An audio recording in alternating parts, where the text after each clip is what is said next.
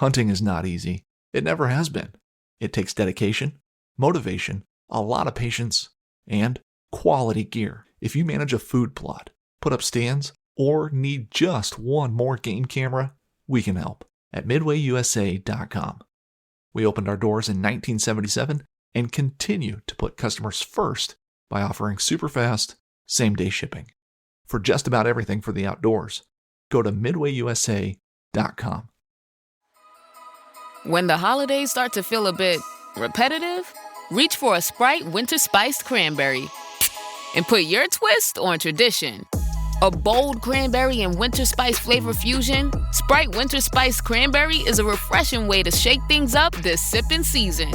And only for a limited time. Sprite, obey your thirst. This episode is brought to you by Vortex Optics and Ignite Marketing Group. Check the links in the show notes. I was making a stock, had this buck bedded, in a perfect spot. Everything always looks different once you get over there. You see it, and you're like, oh, that doesn't look too bad. I can just hike up there, go around, drop right down. Be good as gold. Yep. I remember getting over there hiking, and I'm in a big scree field. I look down, I'm like, oh, shit. How am I going to get down this thing? And I'm looking where this buck is, and I see this chute that I was planning on going down. And the thing is straight up, and I'm like, there's no way I'm going to do that. And you just get up into these spots, and it's almost like you're stuck. Yeah. You start looking around, and it's easy going up, but then it's like, oh shit, how am I going to get back down this thing?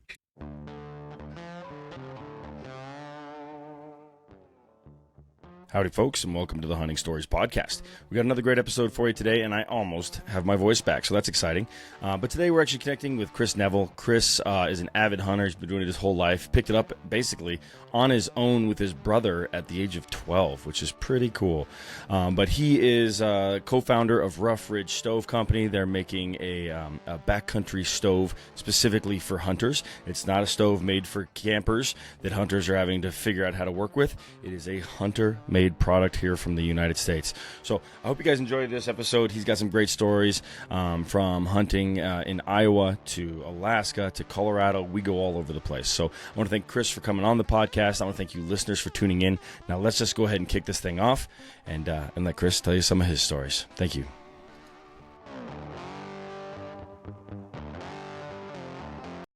All right, Chris, welcome to the Hunting Stories Podcast, brother. How are you? Good, man. Thanks for having me on.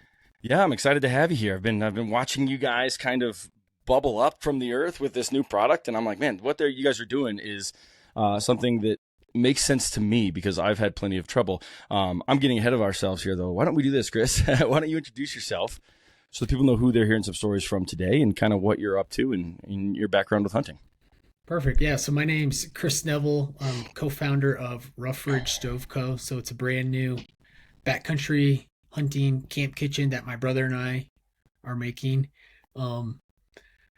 Basically got the idea 3 years ago and slowly but surely have been knocking things out one by one and finally to a point where we're starting to show it off, getting ready to release it, and the plan is to have it available for sale in early 2026. So it's been a long time coming, kind of a dream for my brother and I. We grew up hunting, very passionate about everything hunting, and it's always been kind of a goal of ours to own our own company together, work together, and we're finally there. So that's awesome, man. Excited to get to this point. What was first question, how long have you been hunting? So I've been hunting since I was 12. Okay, so damn near your whole life. That's awesome.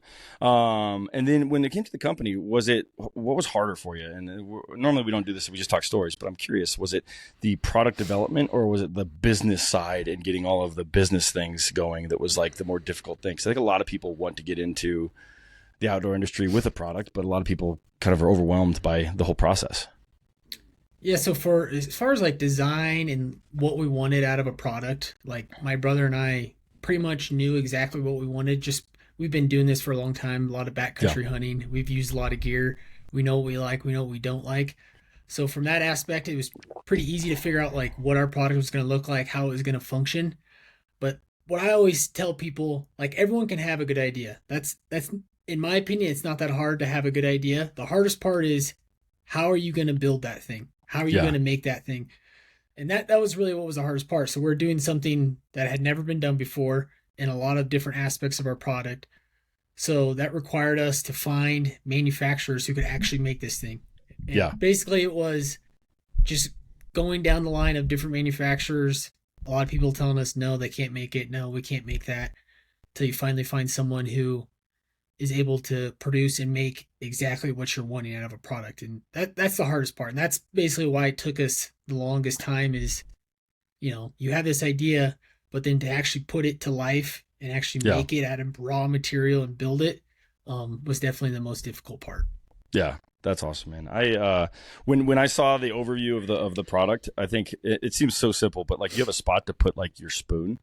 Right. I always have like this stupid extra little baggie that I keep my spoon in to try and keep it clean. But I have a funny story since we're here on the Hunting Stories podcast where like my buddy, he never has a spoon. He always doesn't bring his, but it's always his pot. And man, every time he leaves, like say we're antelope hunting and we're in the truck, he just walks off until he can find a stick. This guy comes back with like, I don't know what's his problem, but like sticks that are like 1.5 inches in diameter to use as his spoon. And I'm like, what are you going to do with that? And he just eating his, peak refuel with a giant 2x4 shoving this food in his mouth. It's just too funny. And I saw when you guys had that little spot to put the utensil, I was like, that's brilliant. And so I got to make sure I get one of these for my buddy for his birthday or something, because I'm tired of watching him eat with like 2-inch diameter sticks, because it's awkward for everybody.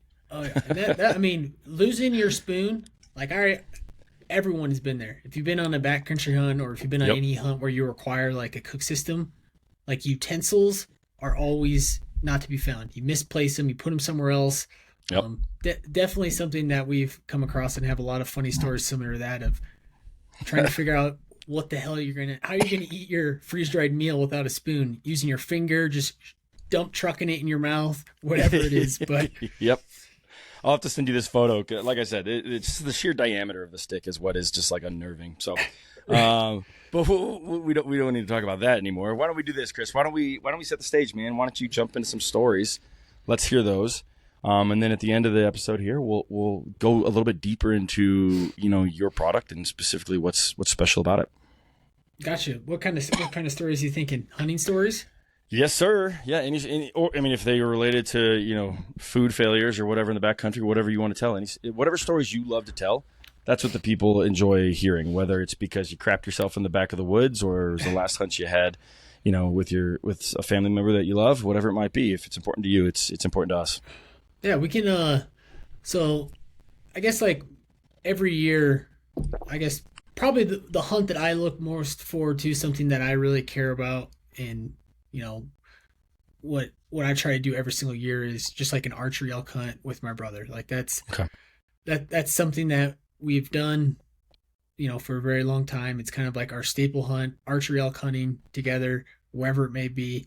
And I think, since growing up with my brother, like we've always been hunting together, and that was actually our first hunt out west, right? That's like, seems to be your typical break-in, trying to figure out what you're doing, going over the counter Colorado archery elk hunting. But we finally got to a point, been doing this for a decent amount, and now we're actually starting to get a little bit better at at finding elk, shooting elk, and whatever it may be. But this year, and it seems like to me it's elk hunting, every hunt is different, and I think that's what I really like about hunting in general. Like every hunt has its own story, everything's a little bit different. And this year we did the typical backcountry here in Colorado, archery elk hunting. And actually we had a cameraman come with us. Oh, cool.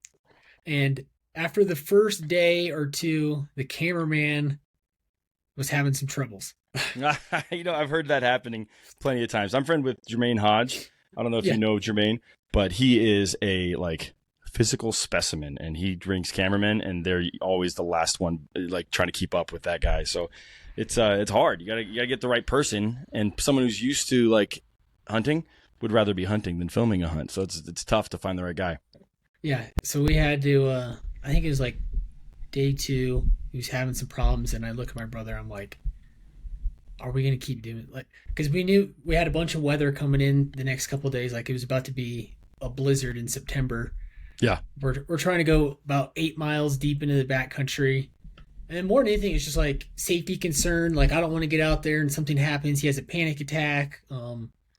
And just like, I don't want to have to be that guy where I have to start like yelling at someone. Yeah. Oh, That weather this year was pretty crazy too. Multiple people died from the weather this year in Colorado. Yeah, for sure. For sure. So yeah, we had to take the cameraman back, just after 2 days of hunting, had to split up the hunt, and then it snowed. I bet you we got like a foot of snow up in the high country. So just plumb full. That's crazy. Plumb full of snow. And this would be like September 20th or so. Okay. And we're in this spot. We thought it was pretty decent. And it's one of those things where we weren't really hearing any elk. And this is like prime rut dates. We weren't seeing any elk, but we're seeing tracks in the snow, just moving, not finding anything, and then deciding to kind of move off into another spot. And we're actually watching. So we both are from Iowa. Okay. So both like went to the University of Iowa. That's where we grew up, was in Iowa. So we're like diehard Iowa Hawkeye football fans. It's like, are you still based out of Iowa? I know you said that, you said something earlier that made me think that maybe now you live in Colorado.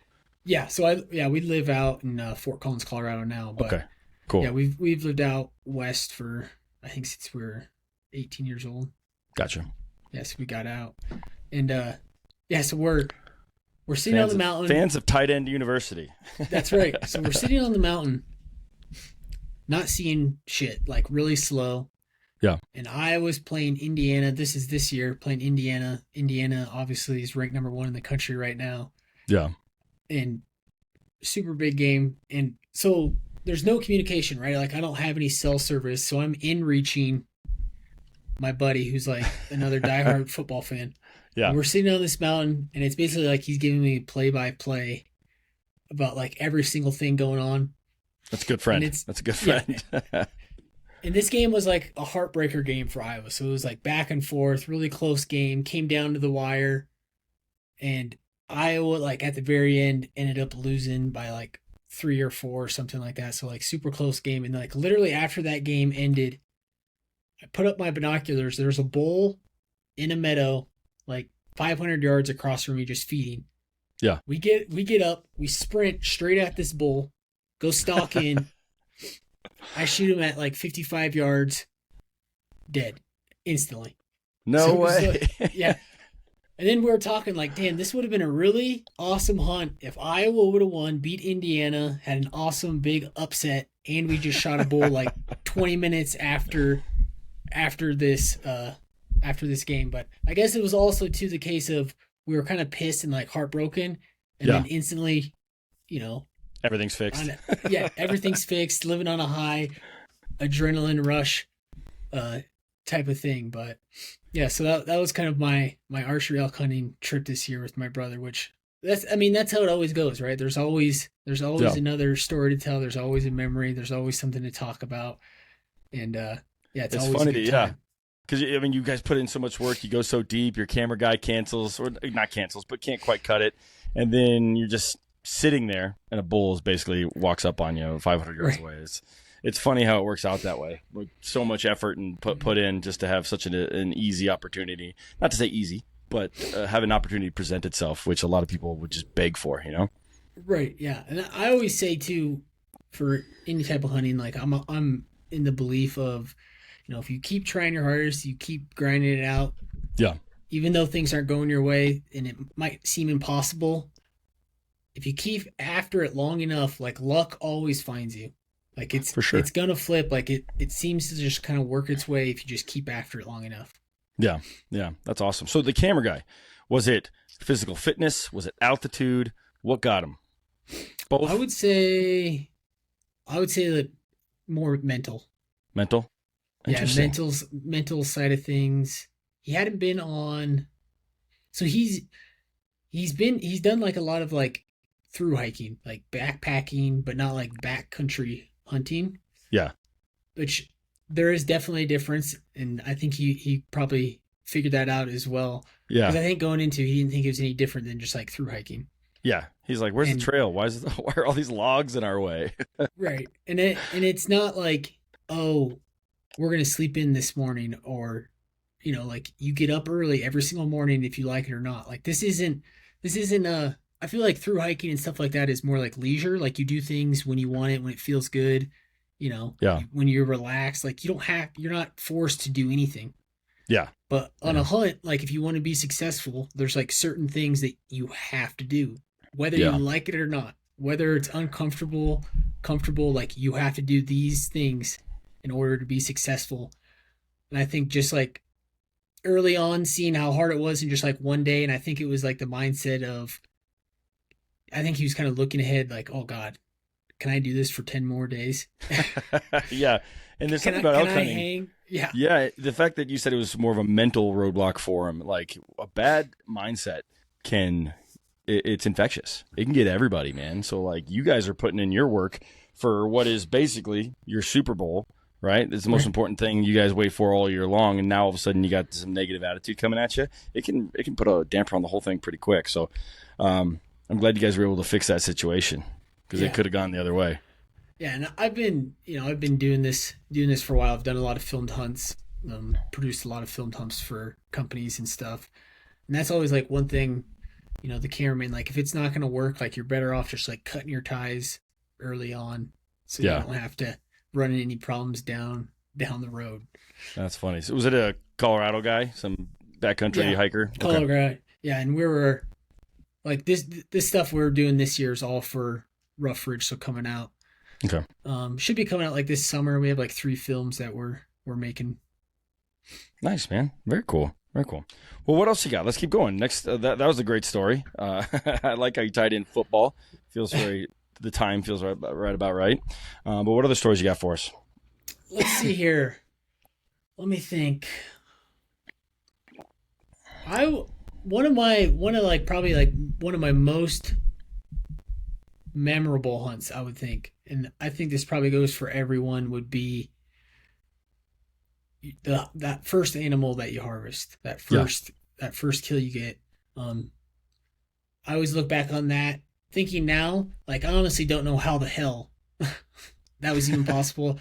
So just a little more information. So like my background, like I said, we started hunting when we were 12 years old, but we were self-taught hunters since we were kids. So like no one in my family hunts, no cousins, dad, like no one hunts at all. Interesting.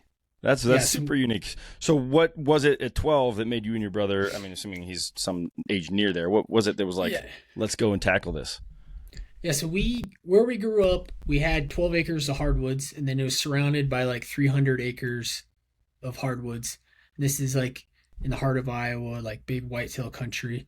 Yeah. And that's where I've grown up since I was a baby. So I think just spending a lot of time in the woods, it almost like naturally came to us. Like there was like this thing that came to us. It was almost like calling to us, like, you should go hunting. Like this was something that we're interested in. It just came from being out in the woods. Like nobody told us to do it. It just came from playing in the woods a lot. That's awesome.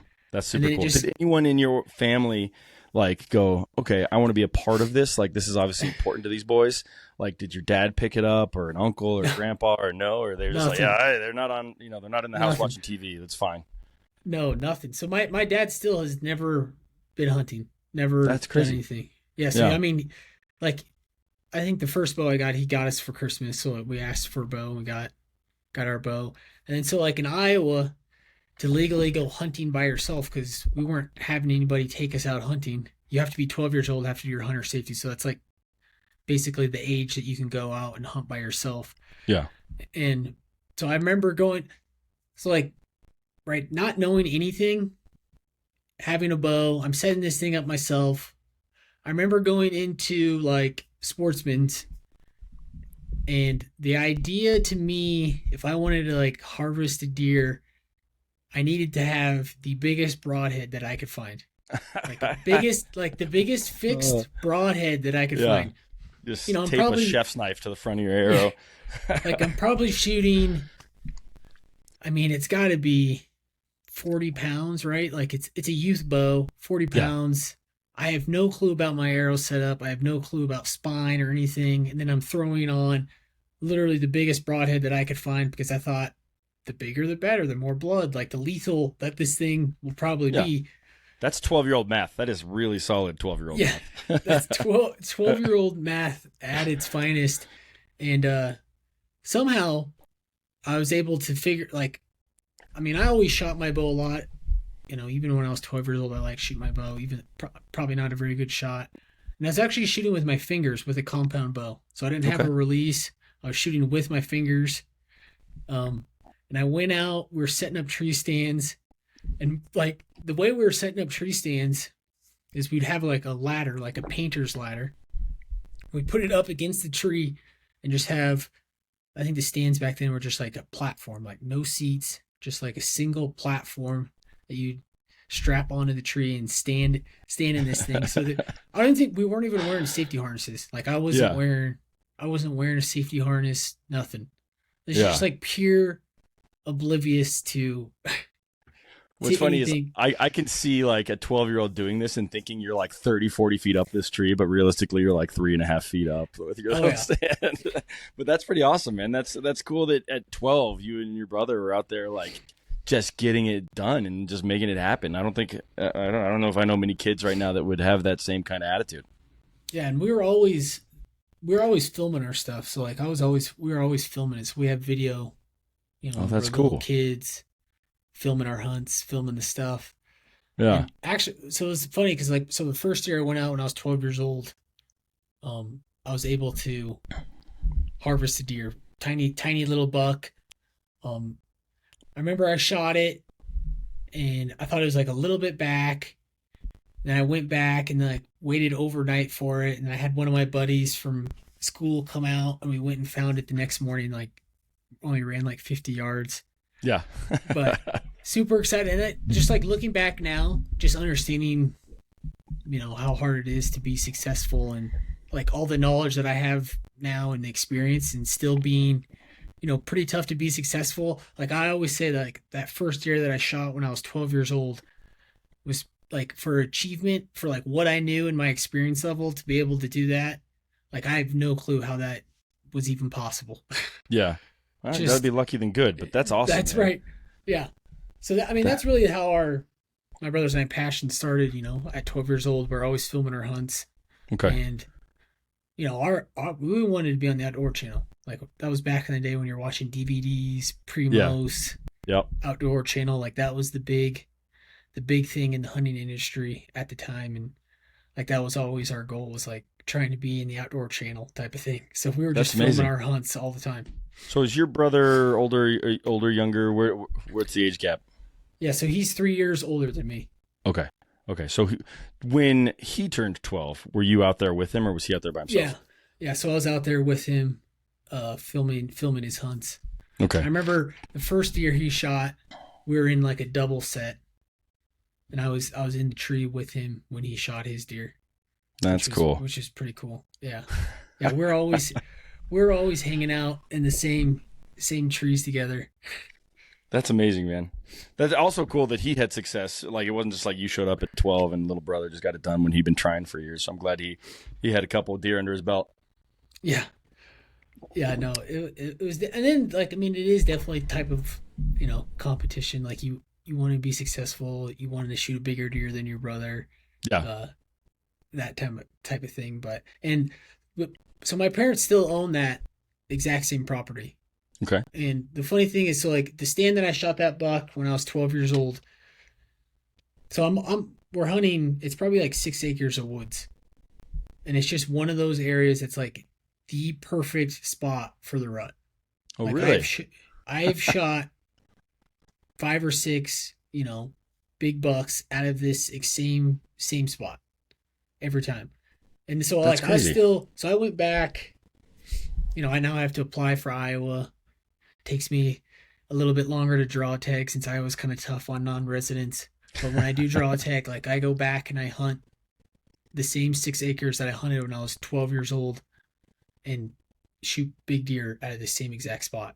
Like it's almost like a guarantee. Like if you sit there long enough from, you know, Halloween through the first week and a half of November, you know, it's bound to happen.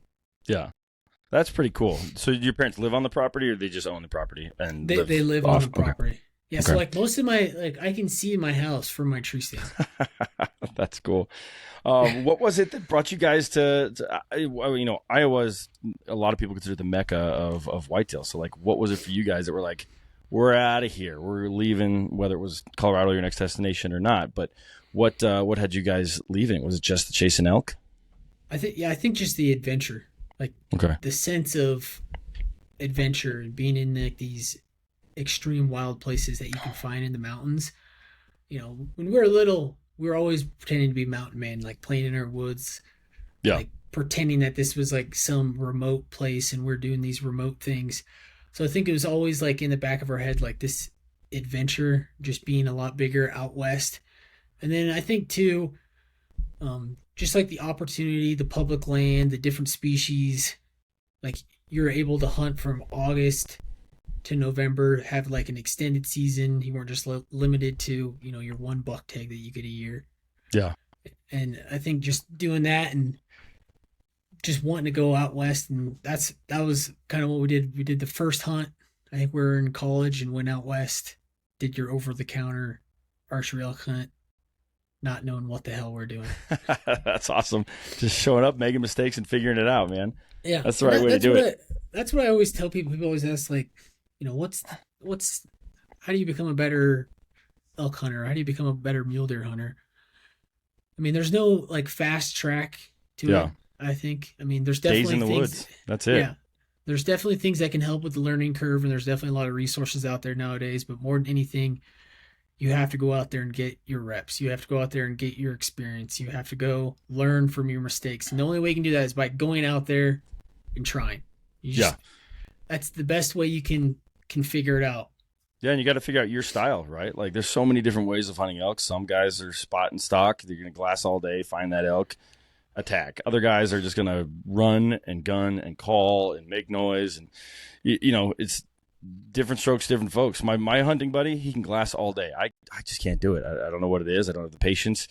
Maybe I should do more like Eastern hunting, you know, where I'm sitting in a blind and have to sit there all day. Maybe I need to build that patience. But I'm more of a running and calling kind of guy. It's just, you got to find out what works for you and just got to get in the woods. That's all there is to it. Yeah. No, I always say too, it's like exactly what you're saying. You got to find your style, figure out what you like to do, what you enjoy, and you're going to be able to do that. Like for me, we're backpack hunters. Like that's what we like to do. I'm good at hiking.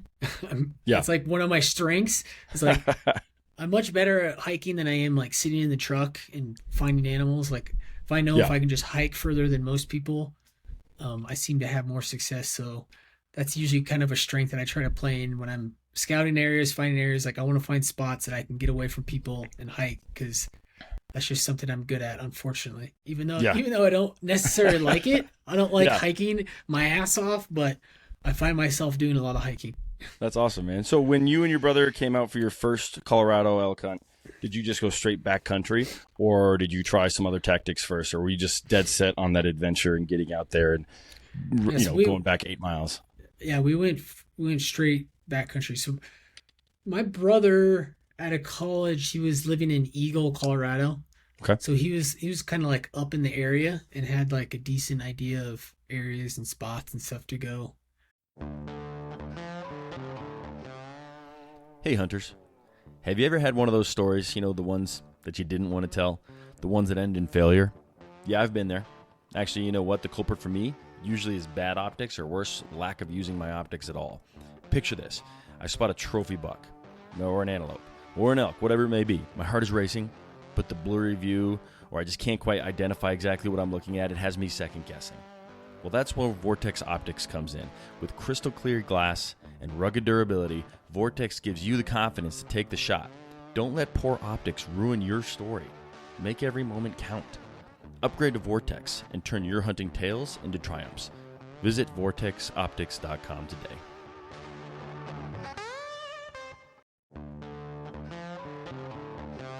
Running an outdoor business is a grind. One day you're glassing ridgelines or running dogs, the next you're tuning gear or working to keep the land wild. And somewhere in between, you're expected to fill calendars, move product, and keep your name alive. That's where the Ignite Marketing Group comes in.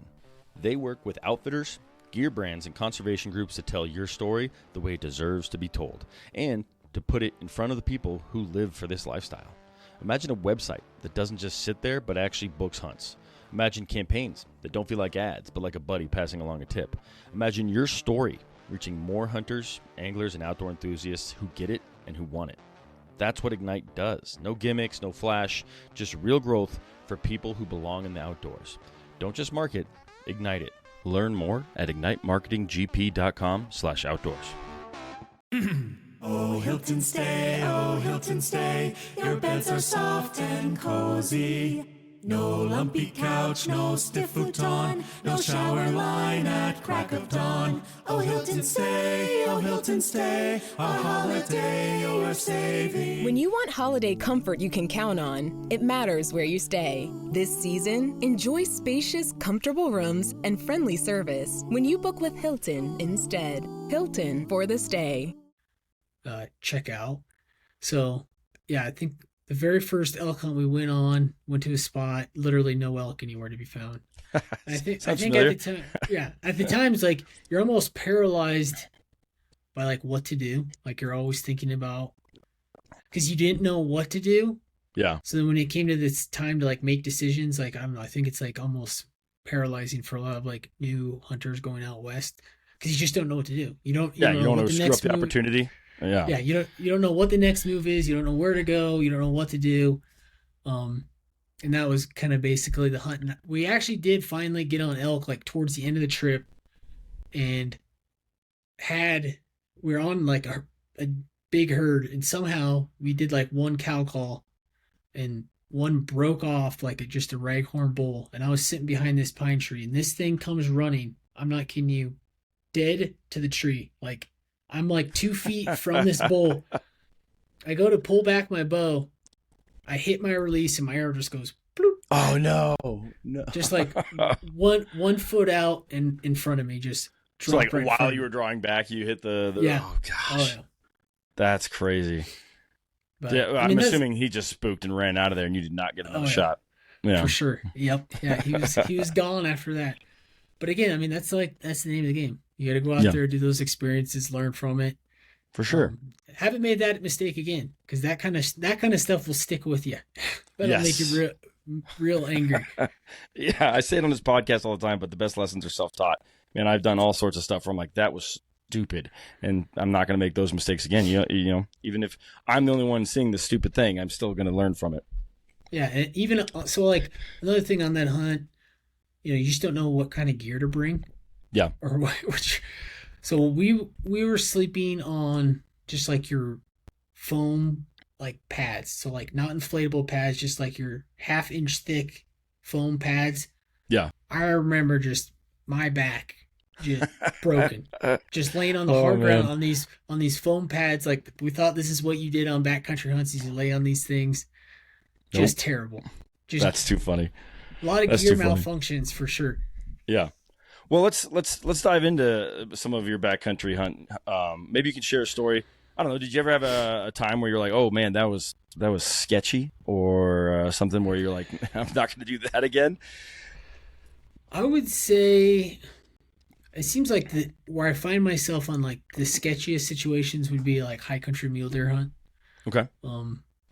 Obviously out west, early summers, like early fall, like those deer are hanging out at 12,000 feet. A lot of mule deer here, Colorado especially, are in like your cliff, rocky, ledgy areas where they hang out and trying to make stalks and getting around. Just this last year, I was making a stalk, like had this buck bedded like in a perfect spot, and everything always looks different once you get over there, right? Like you see it and you're like, oh, that doesn't look too bad. I can just hike up there, go around, drop right down, like be good as gold. Yep. I remember getting over there hiking and like, I'm in a big scree field just going up, and it never ever seems bad when you're going straight up. Like it seems pretty easy. You're getting up there and then all of a sudden you turn around and I look down, I'm like, oh shit. Like how am I going to get down this thing? And I'm like looking where this buck is, and I like see this like chute that I was planning on going down. And I mean, the thing is like straight up, like, and I'm like, there's no way I'm going to do that. And you just get up into these spots and it's almost like you're stuck. You start looking around And it's easy going up, but then it's like, oh shit, how am I gonna get back down this thing? Yeah, Trying to you start figure doubting. out. You're like, should I even kill this thing? Like, how am I going to get down with weight on my back? Like, that doesn't even that makes less sense. Yeah, I've been in a couple situations like that. Yeah, and it seems like high country mule deer. That's where I find a lot of like my sketchy. And I'm not afraid of heights. Like that's not something I'm like super scared about, but that seems to be a lot of sketchy situations. That and like bear country, like grizzly bear country. Okay. Which I haven't hunted in a ton of grizzly bear country. I've been up to Alaska a couple times, which I'd rather hunt, like be around grizzly bears in Alaska than in the lower 48. Okay. Just because the bears up in Alaska are more educated. Like you can shoot at them, you can shoot them, they can be hunted. So they're a little more wary of people. But still, when you're in areas like I was up in the Arctic Circle, I think I was like 200 miles away from Russia, essentially. Oh, okay. So like, I mean, what is that, like Adak, or what is that? It would be like the Brooks Range is what they Got call it. That's crazy. I've never hunted grizzly territory, but I've heard enough stories at this point that I'm not sure if I have the courage to do it.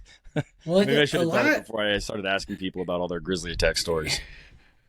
Yeah, so we're up there in the tundra hunting caribou, and like going in there, they're saying, oh yeah, bears have been pretty bad this year, like people getting their caribou meat stolen and stuff. And I was with my brother and another buddy, and he's been to Alaska a couple times. He's like, well, this is what we're going to do. When we shoot caribou, we're going to have that meat as close to camp as possible. So if we do have issues, like we can handle it. And his thought was having the meat closer to us, like the bears are going to be less likely to come in because of like our scent, our noise, like we'll be around camp hanging out. Yeah. And it actually was true. This episode is brought to you by McAfee. Finish your fantasy lineup? No, but I'm joining this paid group chat with insider info. Dude, seriously? Forward it to me. Security alert from McAfee. That group's as legit as that knockoff jersey you're wearing.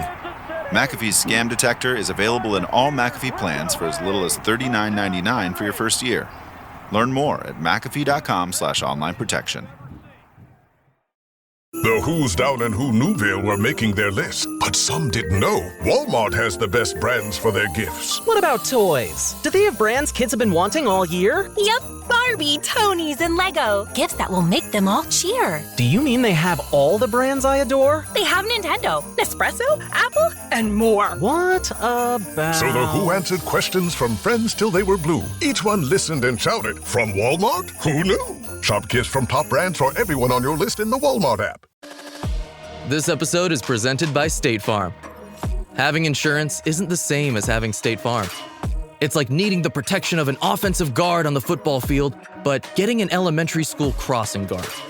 Sure, they're both guards, but you can only trust one to keep your quarterback safe when the game is on the line. So don't settle for just any insurance when there's State Farm.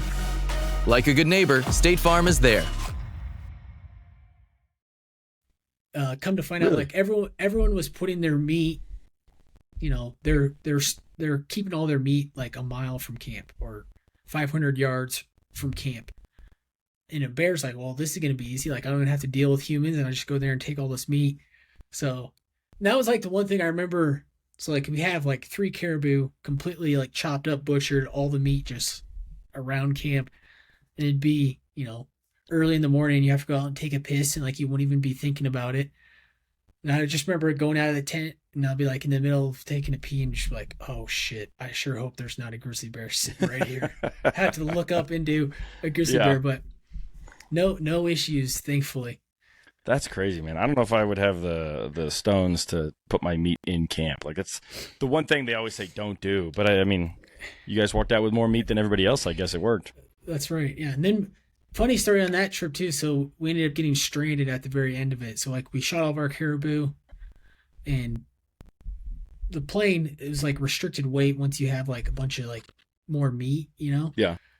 So they came in, they got 2 of the guys, cameraman and my brother, and they flew out. They're like, all right, we'll be back in this afternoon to pick you guys up. Never showed up. They said, oh yeah, weather's bad. So then we got stuck out there for like another 2 or 3 days. No way. Did you have supplies for 2 or 3 days? Yeah, we still just had carving supplies. up a chunk of caribou. we were eating a lot of caribou for sure. Had supplies. But I mean, it was like shitty, rainy, foggy weather. So you're basically just like sitting in your tent, hanging out, talking. Yeah. And then they said, all right, we have a window. We can come and get you. I'm like, oh, awesome. So we get all packed up. We got all of our stuff packed up, both of us. And the plane gets there and the guy's like, it's way too windy. Like, I can only take one of you out right now. That's crazy. So me and my buddy look at each other like, all right, rock, paper, scissors, best out of 3. We did rock, paper, scissors. I won, and then I got taken out. But we were flying together from this area back into the lower 48. So I actually had to sit in like this town for another 2 days waiting for him to get out. So he was out there for another 2 days all by himself. That's crazy. And I was hanging out in this town called Kotzebue, which is like a little tiny village, essentially. Yeah. Do they have like, what do you, does like people just like let you stay for a fee, or like, I'm assuming there's no hotels in a tiny little Alaskan town. No. So I stayed at some lady's house, essentially. It was like, they have like these people who have like extra rooms that they let, for hunting. Okay. Yeah, and stuff like that. So I stayed at basically like in this lady's basement in a room for 2 days.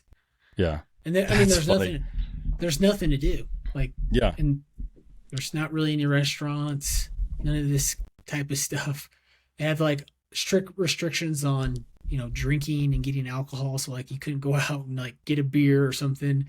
Really? Why are there alcohol restrictions? I never would have even considered that. A lot of those like small villages, they have like a lot of alcohol related issues and problems and fights and whatever. So yeah, they're a little bit like unlike buying beer. Like if I wanted to go buy a case of beer, they only like restrict you to so much you can buy at one time. And yeah, some different little alcohol restrictions just to kind of help prevent, I think, issues that they've had in the past. Yeah. Not enough people in those small towns for you to get drunk and feisty with everybody, and everyone needs to stay nice. That's right. Yeah. So your buddy, 2 days by himself in the Brooks Range, the Alaska tundra, that is insane to me. Just like waiting to get picked up. What is it possible that like it'd be longer than 2 days? Like, did they know? Would they have like a forecast for like, hey, we're going to leave you here by yourself? But did they give him a window? Yeah, it's all weather dependent. Like, that's crazy. Knows? What month was it? So this would have been in August. Okay. Yeah, and that's like anyone going to Alaska, they always say like 2 days on the front end and back end. Like it could be 2 days before you get into your hunting spot because the weather's like, and then it could be an extra 2 days before you get out is what they always kind of say. So like always kind of bank for an extra 2 days up front and 2 days on the back end. That's crazy. Tell us, those details are amazing, but tell us about the actual hunt itself. Like you put down 3 caribou. Was it just, boom, done? Like that's one of my bucket list hunts because it's an animal that may have never seen a human before. And those are kind of hard to come by, right? So I'd love to hear more about that caribou hunt. Yeah. So we actually shot 4. We actually let our cameraman shoot one too. Oh, sweet. I mean, so like we get in there in Alaska, you have to wait 24 hours once you land before you can go hunting. Okay. And I mean, there's caribou everywhere. And this is like your typical like tundra, like rolling hills, some mountainous areas like tundra Alaska type of stuff. So archery or rifle? So we had both. So we had bows and guns. Okay. And just caribou everywhere. I mean, everywhere you looked. You're just now, is that typical? Because I've also heard sometimes you roll in there and it's just grass as far as you can see. Yeah, it can be hit or miss. And so like this is like during their migration period. So it's just almost like a waiting game. Like, there'll be some days where there's like hundreds of caribou coming through. There'll be some days where there's nothing. Okay. And there'll be like sometimes they're big, sometimes they're small. But we're obviously, some people just usually stick like right around camp, but we're definitely hiking probably further than most, which is good to find caribou, but it also sucks when you have to pack them back. Because it's not like flat ground or even rolling flat ground. It's like there's like grooves in it. Am I correct? Like it's not easy to walk in country. It's kind of spongy. Yeah, it's like marsh, right? Like it's they call them like they're like big heads, like big grass heads, and like it's like walking on volleyballs. You have like big grass heads, and like little crevices in between them. So it's a lot of like losing your footing up, down in this marshy, wet, like really bumpy type of terrain. So like a mile feels like 4 miles. No way. Gosh. Okay. All of a sudden you are a good hiker. All right. Keep going. Tell me the rest of the story. So it's on. I think it was like our first day that we could hunt. We saw some caribou way off. I think we're just naive. You look at this, it's flat, a little bit of hills. It's like a mile or two away. And we get over there. There's a group of some really good bulls, and my brother and my other friend, like they were going in for a stalk with their bows. And the plan was if they couldn't, for some reason didn't work or something happened, like we're going to try to shoot one with a rifle. And like, we're just like, let's get the cameraman a bull right away. Like if he wants to shoot one with a rifle, like let's just knock one down. Yeah. So they get up there, they couldn't get any closer and it wasn't working out. So then they give us the sign like, all right, let's shoot one of these with the rifle. So I give it to the cameraman, runs up there, drops a bull. Then my brother's like, all right, give me the rifle. I'm going to shoot one too. So then he shoots one, drops a bull. So then we have 2 caribou down in the first day. I think we're like 4 miles from our tent. And as we're packing up, hiking, obviously it starts raining. It always rains in Alaska. And we're going through this terrain just like, oh, this is hell. Like this is, it doesn't look bad. Like it's very deceiving, but just absolute hell when it came to hiking those bulls off the mountain. And that's funny. So in this time frame in Alaska, like it doesn't ever really get dark. Okay. Like it's always kind of like a gray, even in the middle of the night. So I think we got back at 11 that night, and it's like daylight. So like you can hunt like your hours of hunting, like you can get like a solid 20 hours of hunting in a day. So they don't limit it in any way, just same as most states where if it's sunny, you're good to go. Yeah. Okay, that's so cool. It's like this. Yeah, like the sunset, like same rules applies, but like it's light for 20 hours a day, essentially. Yeah. Something like that. So then we shot those 2 bulls. Like first day, we're feeling good. The next day, we literally didn't do anything because we're so sore. Like we just stayed in camp. Like we had 2 bulls down. This is like a 10-day hunt, so we had 9 more days left. Like we're feeling good about it. And then I think we went out the next day. Didn't really see a lot of caribou hiking around. And then it was, I think, our 3rd or 4th day. We got on this bull. We figured out, once you're in these areas, you start to figure out better ways of getting around. And we figured out like taking the river bottoms, like taking the creeks where it's just rock. Like you can cover country a lot faster than trying to walk through like this tundra marsh. So we're kind of using the rivers to like navigate through these areas where it's like a rocky bank. You can move ground a lot faster. And we spotted a big bull like up in this hillside of this mountain. And my friend went up, did a stalk with the bow, got in range, made like a 60-yard shot. That bull went down. So then we went, cut up that bull, and we're walking back down the riverbank, same riverbank. We see another bull across the drainage up in this cliff edge, like where you'd think like a blacktail or a mule deer would be hanging out. Yeah.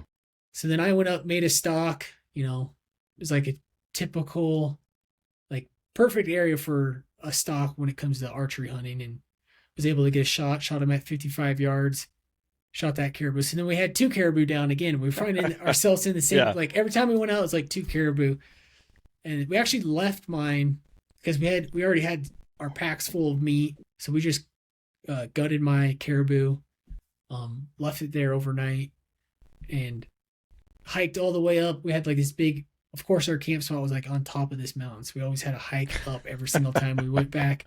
What's the elevation like to get, you say mountains, but you also said like rolling hills. So I'm trying to picture this. What is the elevation from you're probably, river bottom probably to talking top? River bottom to top. I bet you it's close, probably like 800, 1,000 feet. So like a decent, substantial. Yeah. A decent little jaunt up. Yeah. And it's like rolling hills mixed with mountain type of terrain.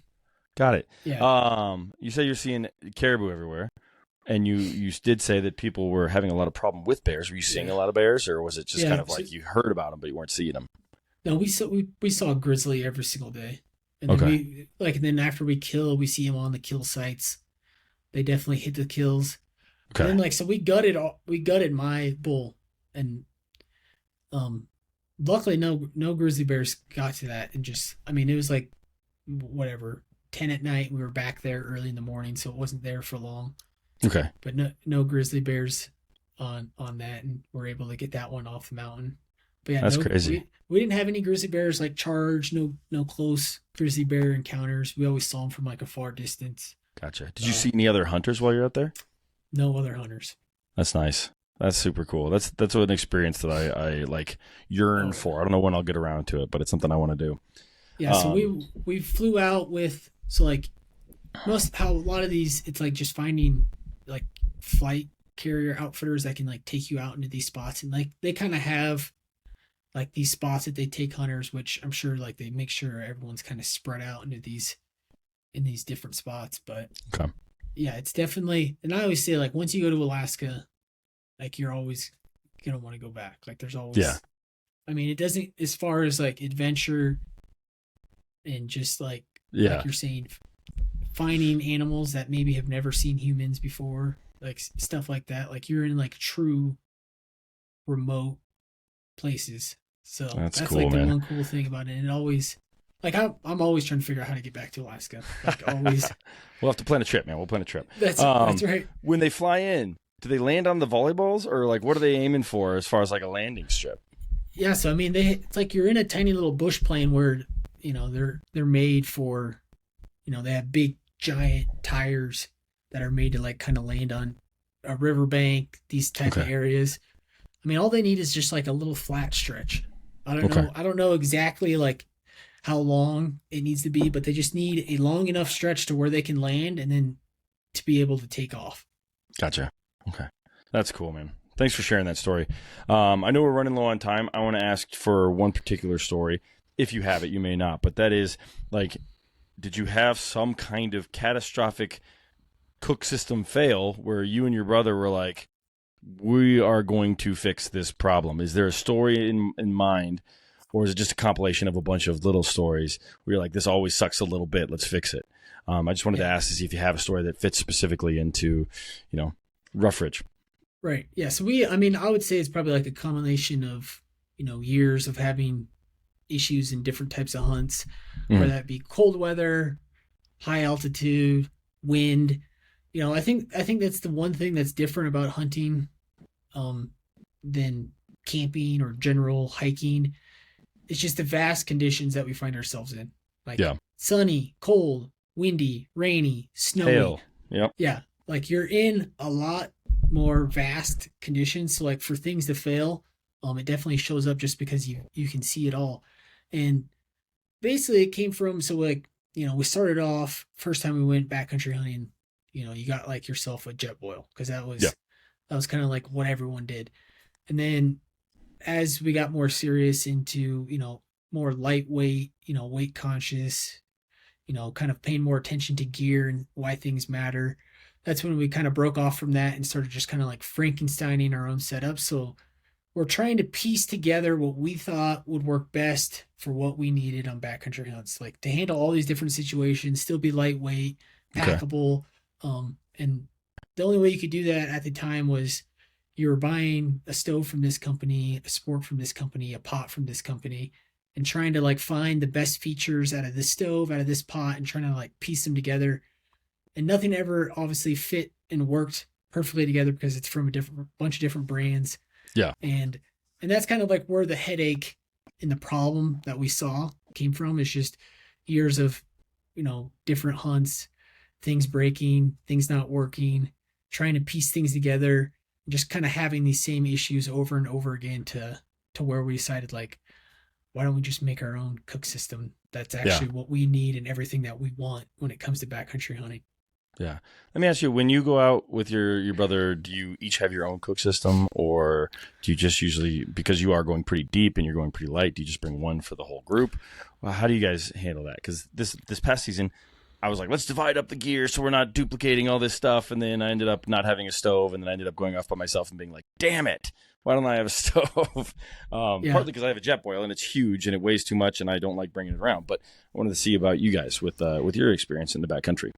Yeah, so we'll always have our own cook systems. I think it just makes life a little bit easier. Like you can cook food on your own time, you can make coffee on your own time. You don't have to be like, hey, pull your stove out of your pack so I can use it type of thing. As far as like convenience, I think that's probably the main reason why we always bring our own cook systems. But I mean, I think it's personal preference too as well. Like I definitely know of people who like, if we're going to go hunting together, like, well, let's just bring one cook system, or like they split up things. Like you carry the cook system, I'll carry the tent type of thing. Okay. Yeah. So yeah, I've seen both, but yeah, for me personally, I like having my own cook system. So like when I want to eat, like I can pull it out, make my food, or if I want to drink coffee, everyone's a little bit different on like when and how many times they want to use their stove. Yeah, no, it makes sense, man. And like I said, it was this year that I was like, crap, why don't I have a stove on me? And I have, like you said, everyone that starts with a jet boil. It's just big, bulky, weighs a lot, and I don't like carrying it around with me. And then this season was the first time that I've divvied up, and then all of a sudden ended up by myself being like, man, I'd really like to eat my my dehydrated food here, and I'm just completely on my own, can't do anything about it, so gotta wait. So it was like going through all of this in my head, being like, I need to figure out my stove system because I don't want to lug this jet boil around. And then you guys showed up, and I was like, this is absolutely perfect, what you guys are doing. I'm also a big fan anytime that hunters develop a product rather than a product that is developed for hikers is adopted by hunters. I always think it is a win for everybody. Like an example would be Drifter hydration. They were like, there's plenty of problems with these water packs. Let's make one for hunters. And I bought that, and it's fantastic. And I'm excited for your product, man, to come out because it's something that I know I need. And I've had plenty of headaches, and I want to fix those headaches so that I can just concentrate on hunting because it's hard enough as is, right? Yeah, no, for sure. And that is like one of the main things that we saw as well, like making RoughRidge is, we are hunters. This is exactly what we do. Like this product is built for problems that we face. And whereas like a jet boil, right, their core audience, their customer is someone who's going out and doing something completely different than what we are in different weather conditions. Yep. So they're building their product around that person's needs, which is a lot different than what a backcountry hunter needs. Yeah. And that's kind of like the comparison I always bring is like, an REI kind of person, they're going to go out when the weather's nice for 2 days. They're not worried about rain. They're not worried about cold. They're not worried about any of these types of conditions, durability, like they're only using it for a couple days. Whereas like a hunter, we have to go out. Our tag is good for X amount of days. This is the season, rain, shine, cold, wind, and we need it to work every single time we go out there. So that was like a very clear picture that we saw and why we needed to do RoughRidge. Yeah, dude, I love it. Let's do this. I know that you guys, you're not live yet, but you are doing some things, collecting information, getting people what they need so that they can be prepared when you guys do release. Why don't you share where people can find you, where people can find RoughRidge, and then, whatever else you want to share in regards to people who want more information. Yeah. So we're really active on like our social media channels right now. So Instagram, RoughRidge Stove, on Instagram, basically right now is we're just trying to educate people, kind of take them to the same process that we went through, introduce ourselves to the brand.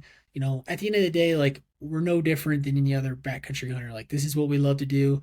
We're just trying to share that same passion and then also bring this product that solves a lot of problems that we had prior to what our old cook systems were. And then also, so like we have our website live right now, and it has like renders of what our finished product's going to look like. It has details about the specs and different things that you can expect and everything that we did that was different from what's out there currently. And there you can sign up for our email list, and that's where we're like keeping people updated on where we're at in the process.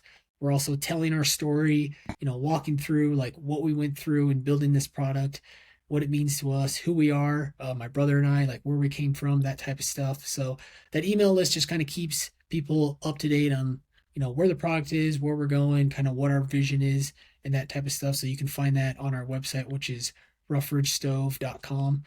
Yep. And then, just like our Instagram, we're pretty active on that. And then my Instagram personally is just CJ Neville 23, which you can find it on the RoughRidge. I'm on that a lot as well. Cool, man. Well, I'll put links to all of that stuff in the show notes, make it as easy as possible for the people listening. But Chris, man, this was cool. It was fun to hear your stories from Iowa to Colorado to Alaska. We kind of touched everywhere. And, it was a lot of fun, especially because you told some stories of things that I want to do. And those are always exciting for me. So, man, thank you so much for your time. Appreciate you.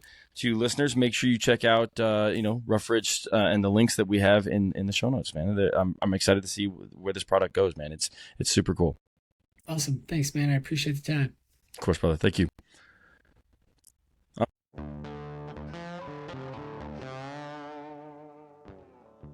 All right, guys, that's it. Another couple stories in the books. I want to thank Chris, of course, for coming on the podcast. Couldn't have done it without him.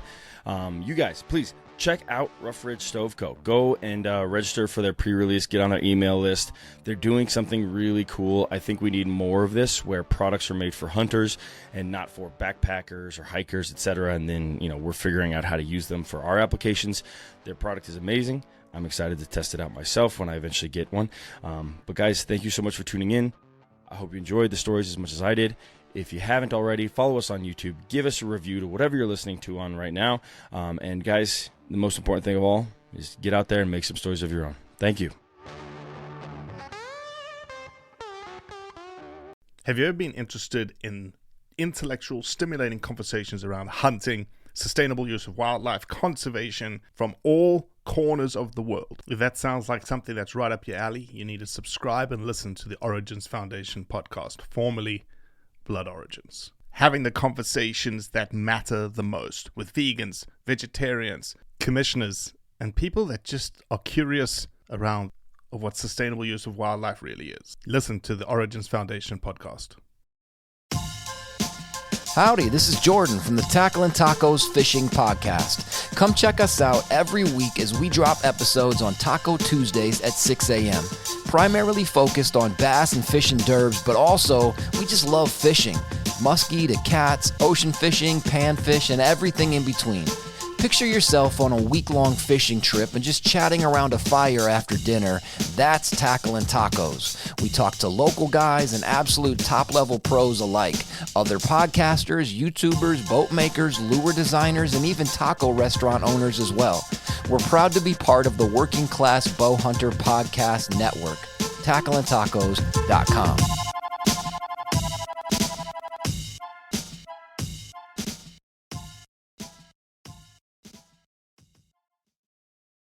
Hey there, I'm April Vokey from the Anchored podcast.